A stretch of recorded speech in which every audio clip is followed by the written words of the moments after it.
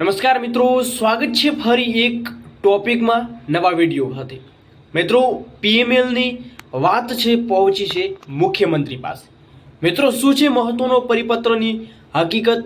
પીએમએલની તારીખ પરિપત્રમાં ઉલ્લેખ પણ જોવા મળી રહ્યો છે। મિત્રો, ઉમેદવારોના હિતમાં મહત્વનો પરિપત્ર છે। મિત્રો, તમામ ઉમેદવારો એકવાર માહિતી જોવાનું ભૂલતા નહીં। વિડીયો નંબર છે 988, તે તમને સ્ક્રીન ઉપર જોવા મળી રહ્યો છે। બાકી સંપૂર્ણ માહિતી ખાસ નિહાળજો। શું છે પરિપત્ર અને માહિતી એની અપડેટ આપતા પહેલા મિત્રો, જે પણ ઉમેદવારો 2025ની કાયમી શિક્ષક ભરતીની પ્રિપેરેશન કરવા માંગતા હોય એમના માટે મિત્રો મહત્વની ખુશખબરી છે। એનો અગાઉ એક વિડીયો મૂકેલો છે, ખાસ નિહાળી લેજો।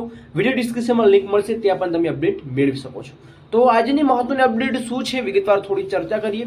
મિત્રો, સમગ્ર ગુજરાત રાજ્ય ટેટ પાસ ઉમેદવારો જે તમે જોઈ રહ્યા છો, મજીઠિયા તેજસભાઈ, એ પરિપત્ર એક આપણને મળ્યો છે, જેમાં તમે જોઈ રહ્યા છો અહીંયા જે તેજસભાઈ કહીને છે, એમને એક પરિપત્ર છે જે માનનીય મુખ્યમંત્રી શું કાર્યાલય સચિવાલય ગાંધીનગર, માનનીય મુખ્યમંત્રી ભૂપેન્દ્ર પટેલ સાહેબ, જેમાં નવા સચિવાલય ગાંધીનગર, વિશેષ વિદ્યા સહાયક શિક્ષણ સહાયકની ભરતી પ્રક્રિયા ક્રમિક અને ઝડપી કરવા બાબતે, જેમાં 9/1/2025ની અરજી જોવા મળી રહી છે।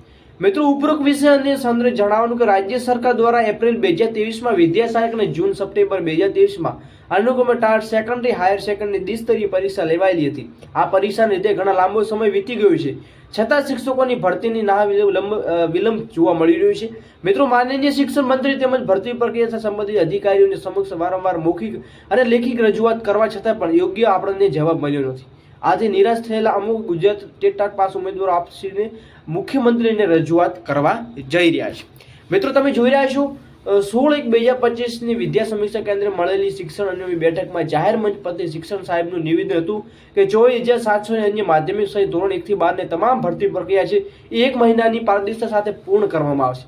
મિત્રો, ઉમેદવારોની માંગ નીચે મુજબ છે કે જાન્યુઆરી 2025ની અંતિમ સપ્તાહમાં શિક્ષણ સહાયક 9 થી 12 અને 1 થી 8માં તમામ તબક્કાવાર જે એમનું ડીવી હોય, જીએમએલ હોય, જેમાં જનરલ મેરિટ લિસ્ટ હોય, પીએમએલ હોય અને ફાઇનલ મેરિટ લિસ્ટ હોય, એ તમામ આપી દેવામાં આવે, સોંપી દેવામાં આવે। એ અંગે મિત્રો મહત્વનો પરિપત્ર કહેવા માંગી રહ્યું છે। તો ખાસ મુખ્યમંત્રી સાહેબને નમ્ર વિનંતી છે કે આ પરિપત્ર સાથે જે ઉમેદવારોના હિત જોવા મળી રહ્યું છે એનો સ્વીકાર કરવામાં આવે અને જલ્દી પીએમ, જીએમએલ અને એફએમએલ એટલે કે ફાઇનલ મેરિટ લિસ્ટ છે એ જાહેર કરવામાં આવે। બાકી મિત્રો, વિડીયો પસંદ વિડીયો લાઈક કરજો અને આવી જ ઇન્ફોર્મેશન માટે જરૂરથી શેર કરજો વિડીયો। જય હિન્દ, જય ભારત।